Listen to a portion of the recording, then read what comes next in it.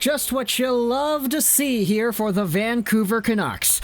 Look who it is coming into the building. It's Jacob Markstrom, suiting up in net as a goaltender in the NHL, going out there, making some big saves, robbing some guys left and right, stopping a whopping 33 shots on goal out of a total 34. You love to see Jacob Markstrom come into Rogers Arena getting the win. But this time, it's for the Flames. We have ourselves what was a Vancouver Canucks loss. And again, is this the best case scenario? Best case scenario spelt with a B-O-E-S-T, because what we had in this game was a 3-1 loss where the Canucks scored a goal from Boeser that was assisted by Pettersson. So Boeser is still one of the top NHL goal scorers in the entire league, and the Canucks lose. They don't get any points, so that's the Luke Hughes race coming out over here. Is this the best case scenario? Please, let me know in the comments if it is. But ultimately, the Flames end up taking, their third straight game against the Vancouver Canucks? Yeah, no big deal. And it was a Jacob Markstrom versus Thatcher Demko goaltending battle here. This one was honestly pretty good. Both the goalies looked pretty good. I think Demko made some very good highlight reel saves once in a while. Markstrom made some highlight reel saves once in a while too. It's just crappy because for the two goals that Demko let in when the game was still kinda tight, they were both goals off of the defenseman in front that were his own guys. Very good positioning over there. Very lucky goals for the Vancouver Canucks to succumb to with the Calgary Flames. But the third goal that Thatcher Demko let in, is it his fault? I don't know. It's a breakaway off of a bad change once their power play concludes. Is that the goalie's fault? In my opinion, no, it's not really the goalie's fault when you put yourselves in a terrible position when you go out there and change, leaving Alex Edler, the guy coming off onto the ice, as the guy who's running back trying to chase Johnny Gaudreau of all people. Yeah, Edler's not going to be able to catch up there. No surprises that Gaudreau of all people is going to get a breakaway and score on it. So Demko, not really his best showing in terms of the statistics, but honestly, I thought he played extraordinarily well. You just can't fight off two goals off of your own guys and then a breakaway because your guys are going off on a change at the wrong time.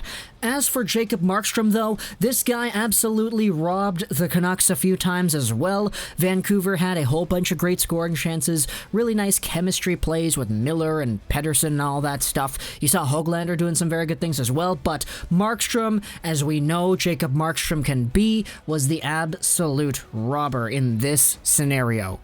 We had ourselves also what was a moment that I wanted to talk about here.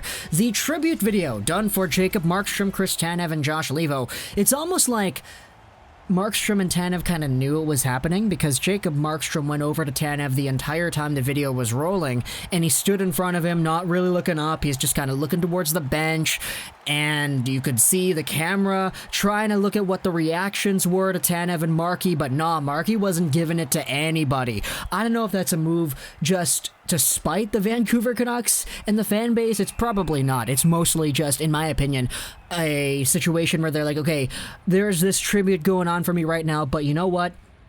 That's cool, I appreciate my time here, but I want to be focused on the game. Which is why Chris Tanev, even after the video was rolling, he was just right away talking to the defensive coach. They were looking at the iPads and going over what the next strategy would be. And I know a lot of Canucks fans were kind of upset about how those guys, Markstrom, Tanev, and Leivo, were reacting to the video. But you know what? That's kind of just funny in my opinion, you know?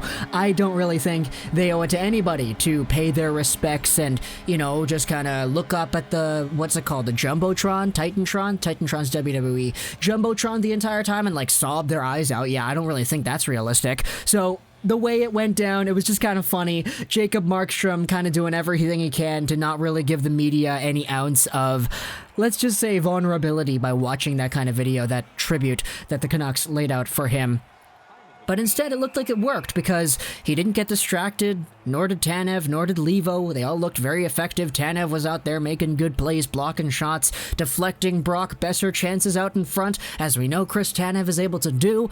Jacob Markstrom was out there robbing the Canucks left and right. And now, if you take a look at the NHL standings, the Vancouver Canucks have lost 6 in a row in regulation too. So this is the worst case scenario right here, or is it the best? Because Luke Hughes is one of the top prospects of the NHL entry draft.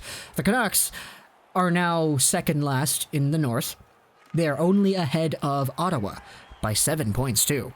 Look at the gap between Vancouver and Calgary for what would be third last in the entire North Division. It's 3 points. Like, that's a big gap right here. And Vancouver has 4 games played on the Calgary Flames. This team is, it's going to take a miracle for this team to come out here and make the playoffs. Because I think it was Clay Emu who did the math or whatever. It's going to take like 26 wins, something like that, in the next... They've played, 14 games? Yeah, if we subtract 56, 14, 46, 40 games, they have to win over 500. They have to win like 26 in the next 40. Yeah, that's going to be difficult. That's going to be really, really hard. And if you go over to the points percentage, because that is definitely a very good indication of how good a team is doing, or excuse me, how well a team is doing. Good, by the way, is an adjective, not an adverb, so you cannot describe actions with the word good. Vancouver is third last in the NHL in points percentage. Detroit, Ottawa, LA, oh, these teams, they're so bad. These were bad teams last year. They're bad teams this year. The Vancouver Canucks are now part of that club.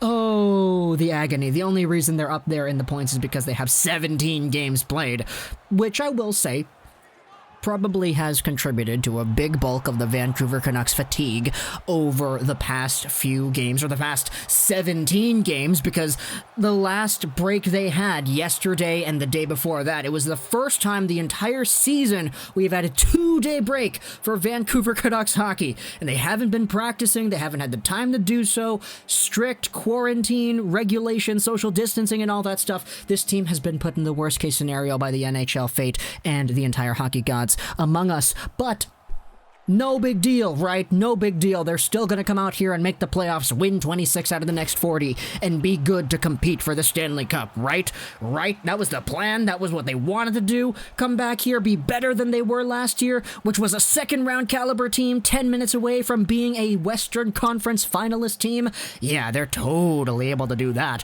when their winning percentage is down there with Detroit and Ottawa and LA. Ooh, man, I think we're starting to make some big realizations here, boys. Next Vancouver Canucks game, if we go over to the schedule and we take a look at what they're going to do. Hey, next 3 games against Calgary, of all teams. Saturday, February 13th. Let's see how that game ends up going. And for the record, because I know some people are going to call me out in the comments, I didn't think they played poorly in tonight's game. They played honestly pretty well. Jacob Markstrom played really well too. Thatcher Demko played really well as well. It's just... the Canucks just can't find a way to score goals.